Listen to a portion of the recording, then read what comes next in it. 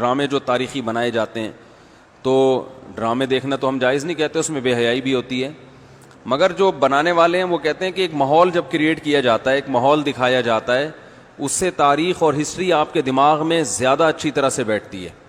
تو Tayyip Erdogan نے drama بنایا نا، ارطغرل بڑا مشہور ڈرامہ چل رہا ہے، بہت دنیا دیکھ رہی ہے، تو میں ڈراموں کو جائز نہیں کہتا، لیکن جو لوگ فلمیں دیکھ رہے ہیں پہلے سے بے حیائی کے کاموں میں پڑے ہوئے ہیں اور غلط چیزیں دیکھ رہے ہیں، تو ہم ان کو کم از کم یہ مشورہ دیتے ہیں کہ یار انڈین فلمیں دیکھنے سے بہتر ہے یہ جو آج کل وہ ڈرامے جو ہمارے فیملی سسٹم کو تباہ و برباد کر رہے ہیں، جب تم نے دیکھنا ہی ہے تو کم از کم ایک کم درجے پر آ جاؤ نا، اس کو دیکھ لو، تو اس سے تو پھر بھی بہتر ہے کہ کم از کم تمہیں ہسٹری تو پتہ چلے گی، کم از کم تمہیں یہ تو پتہ چلے گا مسلمانوں کی تاریخ کیا تھی۔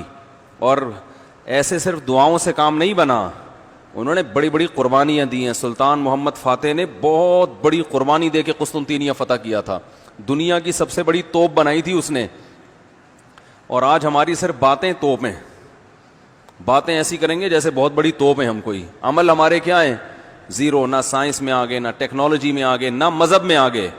وہ ٹیکنالوجی کی دنیا میں بہت آگے تھے، سائنس کی دنیا میں بہت آگے تھے۔ سلطان محمد فاتح نے جب قسطنطینیہ کو فتح کرنے کا ارادہ کیا، استنبول کو، نبی کی پیش گوئی تھی کہ میری امت میں جو طبقہ استنبول جو فتح کرے گا نا وہ جنتی ہے، تو صحابہ کے دور سے کوششیں ہو رہی تھیں، اور استنبول میں 1000 سال سے خلافت قائم تھی عیسائیوں کی، اور اسے کوئی فتح کر نہیں سکتا تھا۔ ابو ایوب انصاری رضی اللہ تعالیٰ عنہ گئے، وہ نہیں فتح کر سکے، ان کی قبر وہیں بنی، بڑے حملے ہوتے رہے، اتنی چوڑی دیوار میں نے خود دیکھی، اس کی میں نے ویڈیو بھی بنائی تھی، اور اتنی لمبی دیوار شہر کے گرد کہ اس کو ناممکن اسباب کی دنیا میں، ایئر اٹیک تو ہوتے نہیں تھے نا اس زمانے میں، جانا تو پیدل فوج نہیں تھا، جائے گی کہاں سے بھائی، چڑھے گی کیسے اس پہ؟ سیڑھیاں لگا کے جو چڑھتے تو اوپر انہوں نے گرم تیل گرم ہوتا تھا، اس کے دیگ رکھے ہوئے ہوتے تھے، تو وہ دیگ الٹتے تھے تیل ڈال کے، کوئی چڑھ نہیں سکتا تھا، بہت زبردست ڈیفنس تھا، کوئی میلی آنکھ اٹھا کے دیکھ نہیں سکتا تھا، اور جتنی لڑائیاں ہوئی سب ناکام ہوئی تھیں۔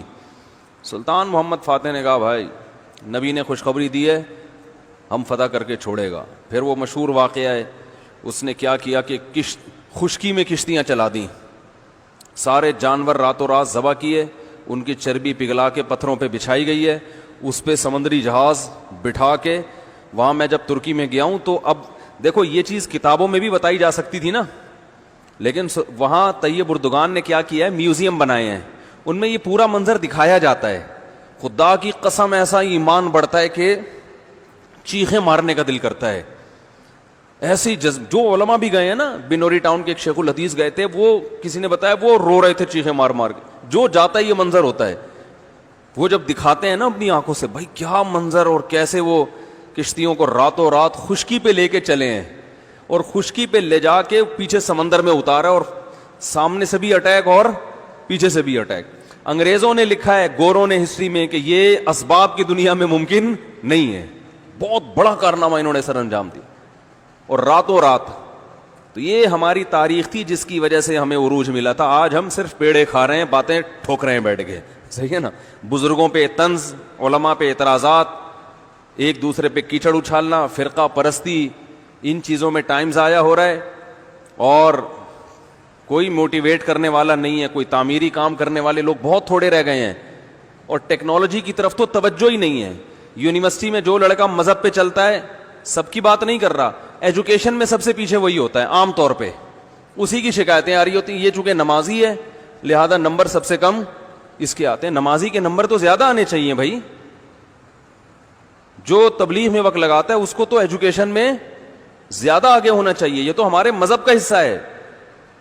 صحابہ کرام نے جو ملکوں کے ملک فتح کیے، اور جو ہمارے تاریخ میں فاتحین ملتے ہیں، سب سے پہلا بحری بیڑا حضرت معاویہ نے بنایا ہے، سمندر پہ سب سے بڑی فوج جو اس وقت اتاری ہے وہ کس نے اتاری ہے؟ حضرت معاویہ رضی اللہ تعالی عنہ نے، اور نبی نے پیشگوئیاں سنا دی تھی پہلے کہ سمندر کی لڑائی ہوگی، اس میں جو شہید ہوگا اسے میں جنت کی خوشخبری دیتا ہوں، اور آپ صلی اللہ علیہ وسلم نے سمندر میں شہید ہونے والے کو زیادہ بڑا شہادت کا درجہ عطا فرمایا۔ میں نے تو سمندری لڑائی کے فضائل پر احادیث جمع کی تھیں. ایک میرا بیان ٹوٹلی اسی پر ہوا تھا کہ سمندری لڑائی کتنی اہم ہے.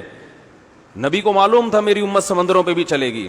سمندر پہ چلنا ٹیکنالوجی کے بغیر ممکن ہے کیا؟ پھٹے لگا کے بیٹھ جاؤ گے اس پہ کہ ملاحوں کو بلاؤ گے یار تم مچھلیاں پکڑتے ہو تو 2-4 پھٹے یہاں بھی, او بھائی لڑنا ہے اس پہ تو سامنے والا بھی لڑے گا.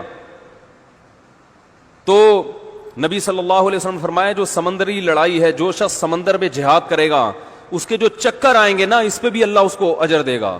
بڑی خوشخبری ہیں اس کے گناہوں کی معافی کی, کیونکہ آپ کو پتا تھا کہ امت جب تک سمندر پہ کو فتح نہیں کرے گی اور سمندر پہ سفر نہیں کرے گی یہ اس دنیا پہ حکومت نہیں کر سکتی. تو حضرت معاویہ نے جو پہلا بیڑا بنایا اس کے امیر کو امیر البحر کہتے تھے. بحر کہتے ہیں سمندر. یہ امیر البحر کی ٹرم یہ انگلش میں منتقل ہوئی ہے جس کو ایڈمرل کہا جاتا ہے. بہت ساری فوجی اصطلاحات اور سائنسی اصطلاحات عربی سے انگلش میں ٹرانسفر ہوئی ہیں, عربی سے انگلش میں گئی ہیں. آج میڈیکل سائنس میں بہت سے الفاظ ایسے ہیں جو عربی سے انگلش, مسلمان سائنسدانوں کے تھے وہ, لیکن اب دیکھو حال کیا بنا دیا. ایک نمبر کے سست نمازیوں کی حالت تو دیکھ لو جا کے. سب سے سست ترین جو ہوگا وہ دیندار بنا ہوا ہوگا. سب کی بات نہیں کر رہا, ڈاکٹروں میں ہم نے بڑے اچھے اچھے دیندار دیکھے ہیں, سائنسدانوں میں, ایٹمی سائنسدانوں میں تو دیندار زیادہ ہیں الحمدللہ, لیکن میجورٹی کی بات کر رہا ہوں کہ پتہ نہیں کہ ہمارے ذہن میں یہ کچھ ایسا کسی نے, شیطان نے بات ڈال دی ہے کہ ہم نے صرف جو ہے ایک طرف کو فوکس کیا ہوا ہے, دوسری طرف کو ہم نے بالکل نظر انداز کر دیا ہے. تو بھائی جس طرح سے دین کی تعلیم انتہائی ضروری ہے, اس کی کوئی اس کی اہمیت کی کمی کا انکار نہیں کر سکتا. انگریز جو تباہ ہو گئے نا, فیملی سسٹم تباہ ہو گیا, زنا معاشرے میں پھیل گیا, والدین اولڈ ہوم میں, وہ وجہ کیا؟ مذہب نہیں ہے نا, مذہبی تعلیم نہیں ہے. لیکن ہم جو معاشی لحاظ سے تباہ ہو گئے اور ترقی میں پیچھے رہ گئے, وجہ کیا ہے؟ مادے پہ محنت نہیں کی ہے. تو دونوں محنتیں ضروری ہیں. داؤد علیہ السلام کو روحانی ترقی بھی ملی اور اللہ نے آپ کے ہاتھ میں لوہا بھی پگھلایا. کیوں پگھلایا؟ تاکہ لڑیں, کیونکہ صرف نمازوں سے لڑائی ممکن نہیں ہے. ذکر کرتے تھے نا داؤد علیہ السلام, چاروں طرف سے پرندے جمع ہو جاتے تھے, ایسی خوبصورت آواز میں تلاوت کرتے تھے, ذکر کرتے تھے. وَالطَّيْرَ مَحْشُورَةً كُلٌّ لَهُ أَوَّابٌ, قرآن کہہ رہے پرندے, اور یا جبال اوبی ماہو والطیر.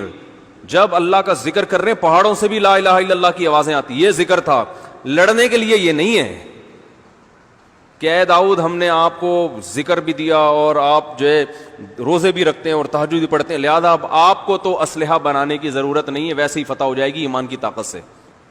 نا نا نا نا نا, زرہیں بناؤ, قدر فی السرد, صحیح ہے نا, کڑیاں بناؤ, فوج تیار کرو. لڑائی کے لیے اصول بولتے کیوں نہیں بھائی, کچھ اور ہیں. تو دونوں چیزیں نہیں ہیں. داؤد علیہ السلام, سلیمان علیہ السلام کے گھوڑے بھی تو تھے, انہیں کیا ضرورت تھی گھوڑوں کی بھائی؟ کہتے میں اللہ کا اتنا عبادت گزار ہوں, میں اسباب اور وسائل کیوں, میں مصلی بچھاؤں گا, دعا مانگوں گا, ملک فتح ہو جائے گا. او بھائی گھوڑے رکھے ہوئے ہیں, صحیح ہے نا. ان کو پیار کرتے تھے گھوڑوں کو, کیونکہ اس زمانے میں گھوڑا اور ٹینک برابر تھے, بلکہ ہوائی جہاز تھا گھوڑا اس زمانے میں. تو جنگیں گھوڑوں کے بغیر نہیں ہوتی تھی, گھوڑے تیار کیے ہوئے ہیں. تو لڑے ہیں وہ لوگ اور اسباب اور وسائل اختیار کیے ہیں. آج ہم پیڑے کھانے والی باتیں کرتے ہیں اور پیڑے کھا رہے ہیں بیٹھ کے, اور سمجھتے ہیں کہ بس یہ قرآن خوانیوں سے اور آیت کریمہ سے مسائل کیا ہو جائیں گے حل. تو یہ بھی ضروری ہے بھائی, وہ بھی ضروری ہے. تو میں بتا رہا تھا کہ وہ جو ڈرامے کی بات کر رہا تھا, تو ماحول بنانا پڑتا ہے نا. تو طیب اردگان نے کیا کیا کہ کیونکہ جو لبرل لوگ ہیں وہ ایسے ڈرامے, ایسی فلمیں بنا کے نا نوجوان نسل کا دماغ خراب کر دیا انہوں نے. اتنا دیکھو, اب محمد بن قاسم کو بھی لوگوں نے ڈاکو کہنا شروع کر دیا ہے, معاذ اللہ.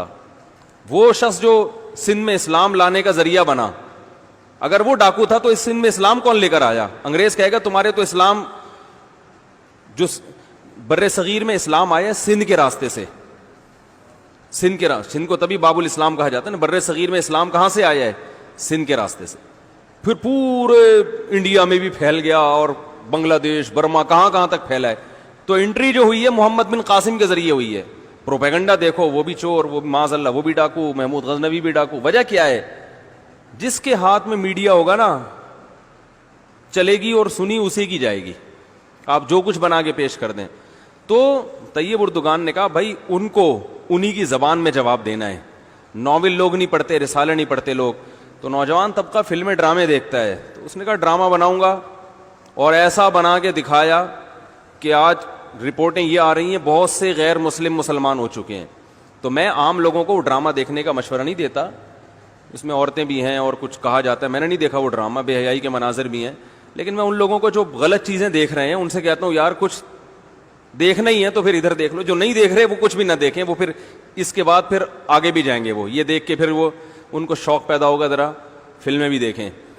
اور جو نہیں دیکھ رہے وہ تو بچے رہے ہیں, جو دیکھ رہے ہیں تو بری چیزیں دیکھ رہے ہیں تو بھائی یہ دیکھ لو پھر, تو اس سے کم از کم ایک کریٹو سوچ پیدا ہوگی تمہاری, اور کم از کم ایک تعمیری سوچ پیدا ہوگی, مسلمانوں کی ہسٹری کا تمہیں پتہ چلے گا. تو اردگان کی سوچ چونکہ یہ تھی اس لیے اس نے وہ کر دیا, اور اس سے بہت لوگ پریشان ہیں اس ڈرامے سے. یعنی اس سے جو اسلام دشمن قوتیں پوری دنیا میں پابندی لگانے کی کوشش میں لگی ہوئی ہیں. ابن تیمیہ رحمہ اللہ کا قول ہے نا, تمہیں باطل کی پہچان نہ ہو نا کہ حق کیا ہے اور باطل کیا ہے, تو دیکھ لو باطل کے تیروں کا رخ کس طرف ہے. سارے باطل جس کے پیچھے پڑے ہوئے ہونا سمجھ لو یہ کیا ہے, حق ہے, تو ان کو پتا ہے اس کا اثر کیا پڑ رہا ہے. تو ماحول جو کریٹ کیا جاتا ہے, ماحول ایک قائم کیا جاتا ہے, اس سے جو لیسن ملتا ہے وہ ویسے زبانی سمجھانے سے نہیں ملتا.